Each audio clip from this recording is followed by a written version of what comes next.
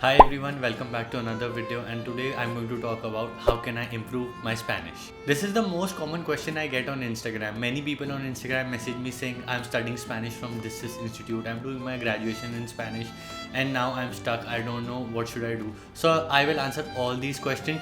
Stay tuned.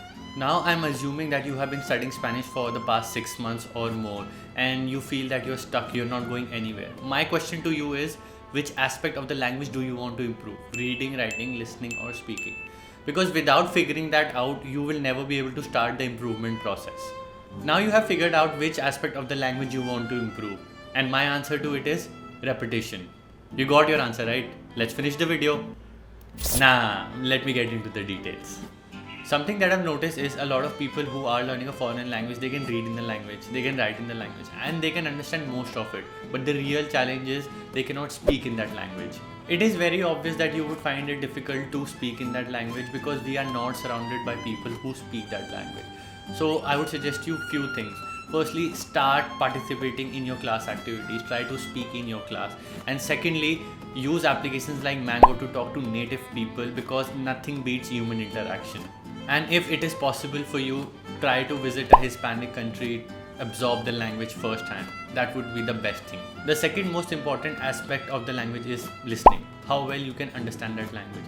It is not very difficult to understand your friends or people who are learning language with you.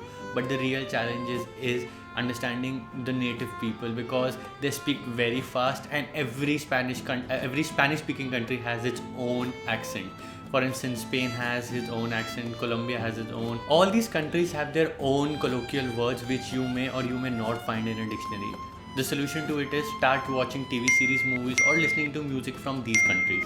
One suggestion, focus on just one accent from one country and then move on to the next one because you don't want to mix those accents. I feel that people don't face a big challenge when it comes to reading because you can take your time and understand what is written. The only problem is reading those big words, and for that my solution is break a big word into small syllables. For example, a big word like desafortunadamente can be broken down into 6 syllables. Desafortunadamente. I would not suggest you to go read novels in Spanish because that would be very difficult and you would be opening dictionary after every minute, and in the end you would not be able to enjoy the novel. But something that I would suggest is go read articles on movies, sports, politics, or maybe on a famous personality.